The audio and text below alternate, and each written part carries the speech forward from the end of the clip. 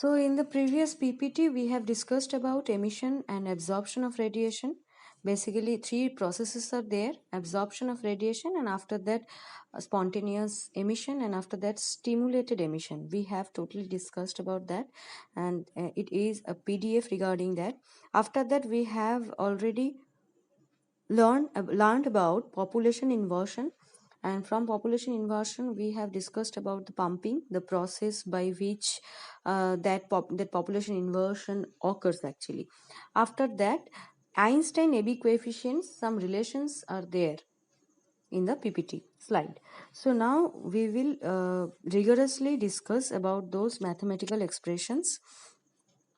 So there are two energy states, E1 and E2, and N1 is the population number, the number of atoms, basically the populations per unit volume in the states 1, and N2 is same for state 2.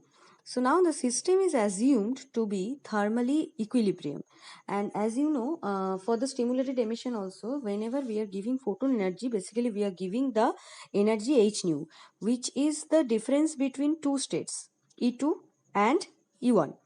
Okay, now the atom is excited to the state 2 and can make a radiative transition to the slower state 1. I told you that in stimulated emission, the atom is already in the higher state, and first we have to trigger it by applying some energy, which is photon energy, that is h nu, and after that it will be back, or it will return to the lowest energy state by transmitting, by emitting two photons. Okay, so first we have to know, uh, this actually follows the spontaneous emission also, because whenever it is coming towards the lowest state, then it is releasing the photon energy h nu, and as we have triggered the energy, photon energy h nu, that's why this is releasing that photon energy also. So that's why this is coming from the spontaneous emission, and after that, because of emitting two photons, it is called stimulated emission. Now coming to that point, the probability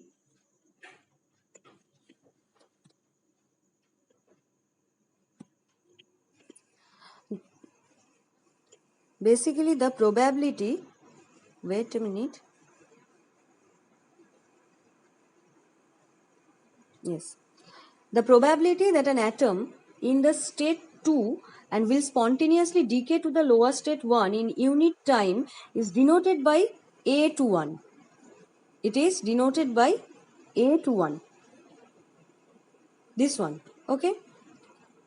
So A to 1 is the probability by which an atom in the state 2 and it will spontaneously decay to the lower state 1, and that probability is, Einstein gives the name this probability as A21. Okay, this is basically a constant, that's why Einstein's A coefficients are known as A21 and A12. Basically it is a constant.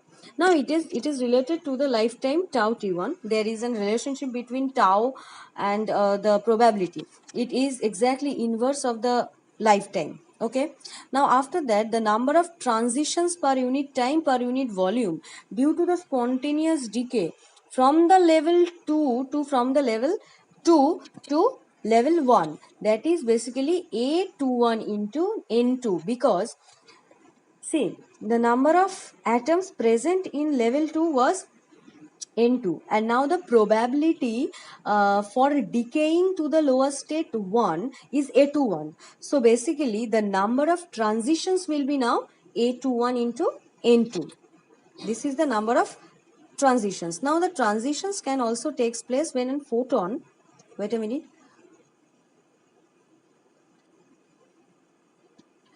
photon of energy h nu. I told you the energy of photon is always h nu equals to E2 minus E1, interacts with an atom in the upper state 2. Now the incident photon, see, in the stimulated emission we have already seen that first we have to trigger it, first we have to incident some photon energy on that excited atom to trigger it or to decay it into the lower state. So the incident photon energy is h nu. Now, the excited atom is ready to emit or fly off together in the same phase, or the lower state, at the lower state. This is called stimulated emission. Here the definition is again described, and the number of such transitions will be proportional to the number of atoms in the state and the number of photons of frequency nu present. That is the radiation energy E nu. The expression was written in the PPT slide.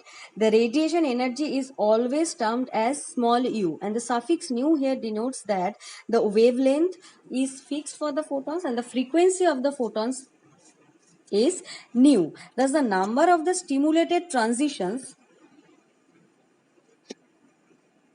Thus the number of the stimulated transitions per unit time, per unit volume, because see, we are taking actually per unit time. Why per unit time and per unit volume?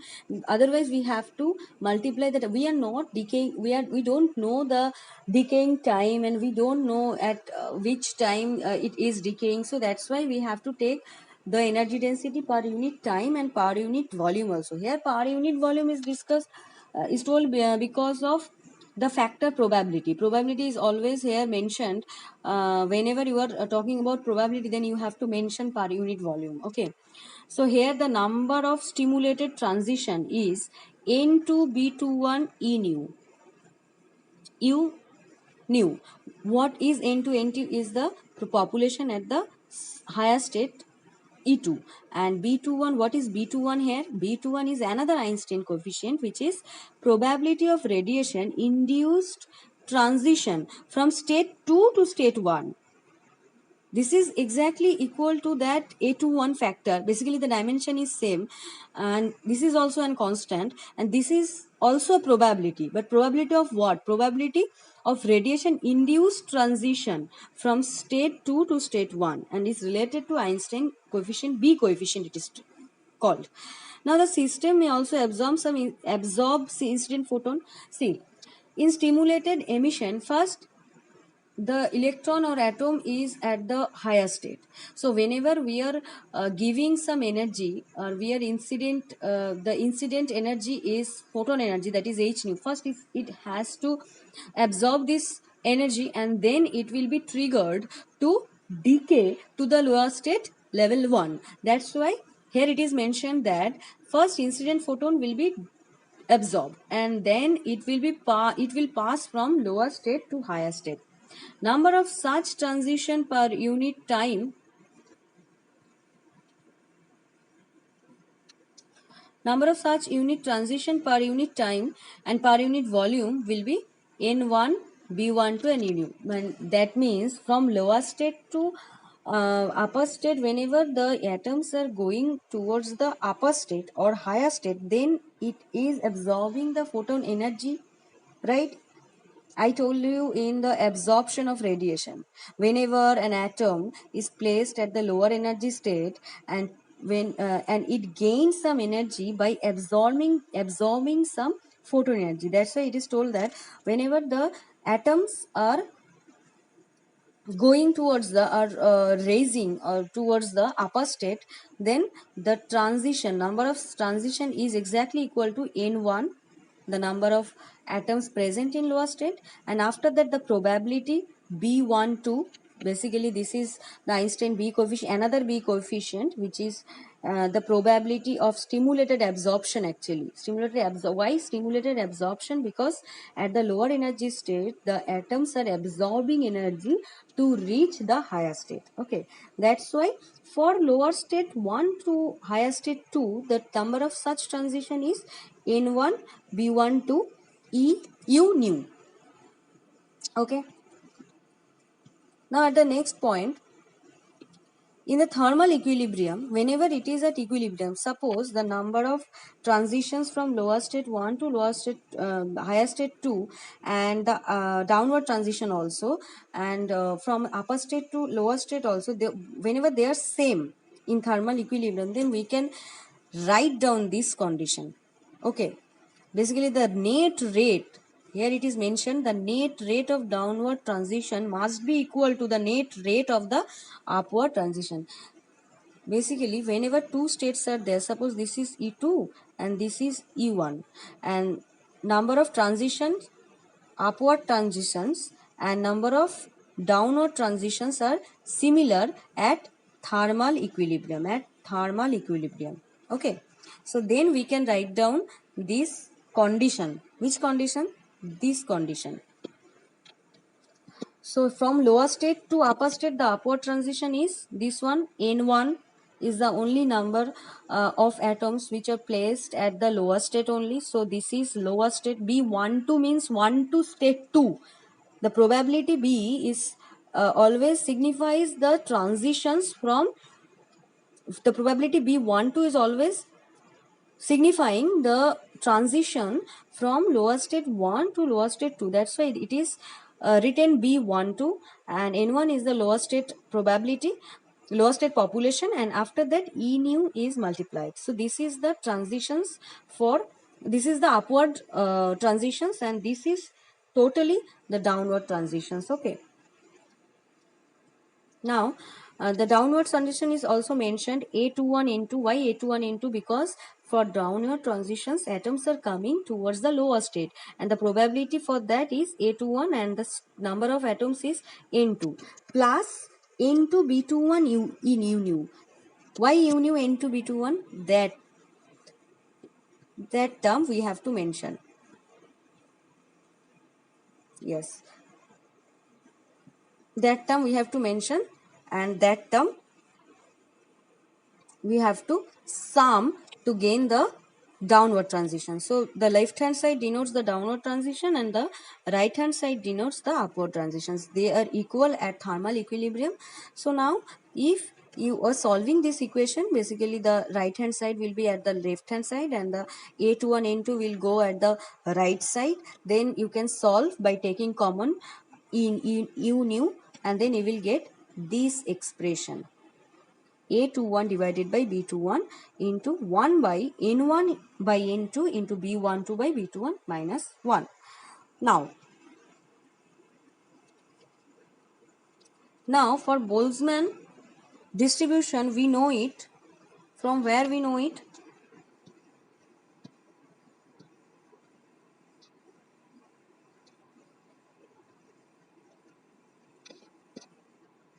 This is basically the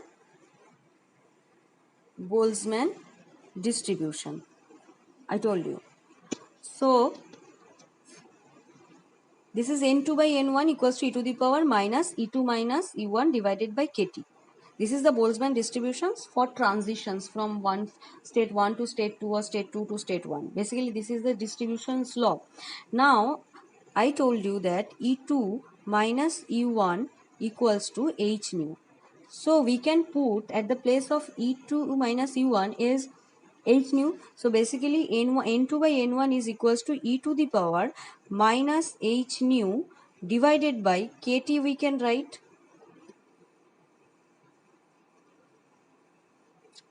Right? So we can write it in the place of E2 minus E1. So going back to this page,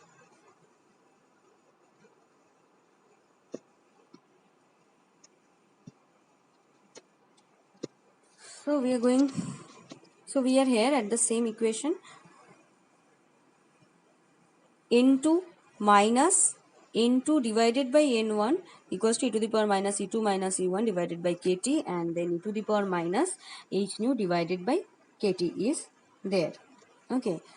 Now, where we assume basically the degeneracy of each level is unity. Degeneracy of each level is unity. Why we are taking this? Because degeneracy means one state only is having one energy. Suppose one state is there and this state name as E1. That means this state is only E1 energy state. There is no other state which will occupy this energy. No other states. So that's why for only one amount of energy, only one state is available. So that's, it is called degeneracy. Degeneracy is unity. That means for one amount of energy, that for E1 only one state is there, for E2 only one state is there. So that's why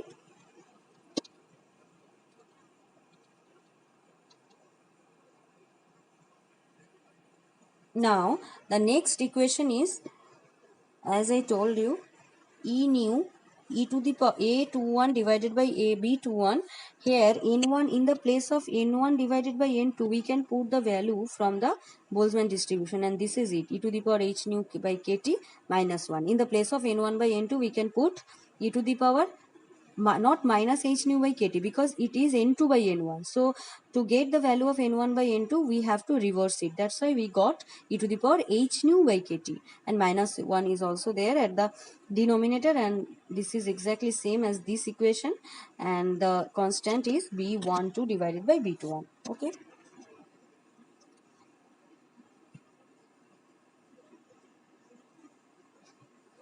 now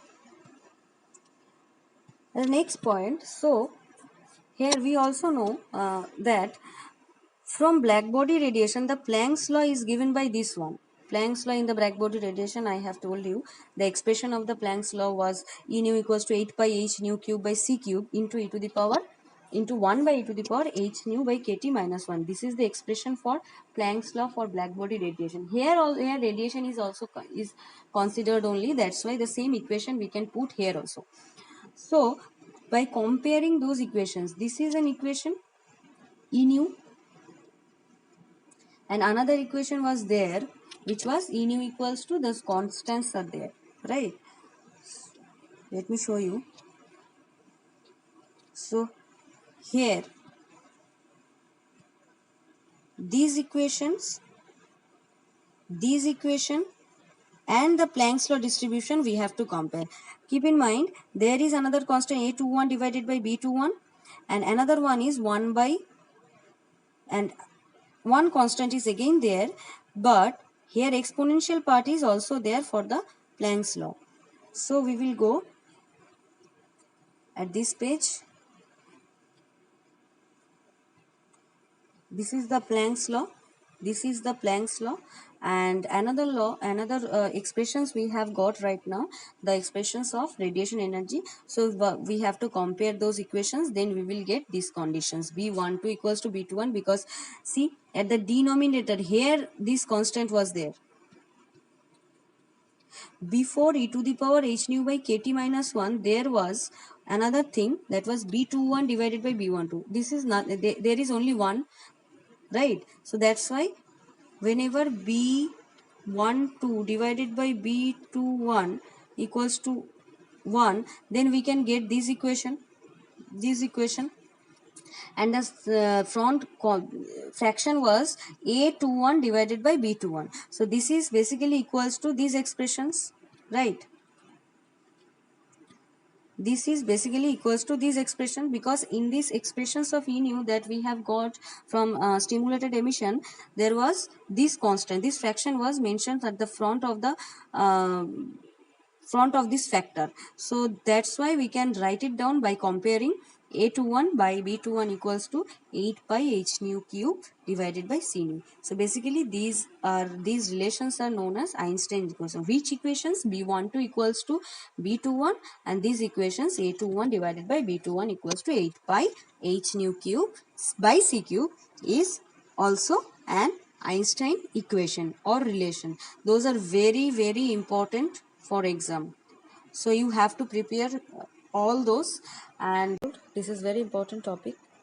So optics is covered, total module 2 is covered, and the whole syllabus for BTech first year physics, engineering physics is done. Soon a test will be taken, and prepare yourself. Till then, thank you. In the next lecture, we will discuss all the questions that can come in your exam. Okay, bye.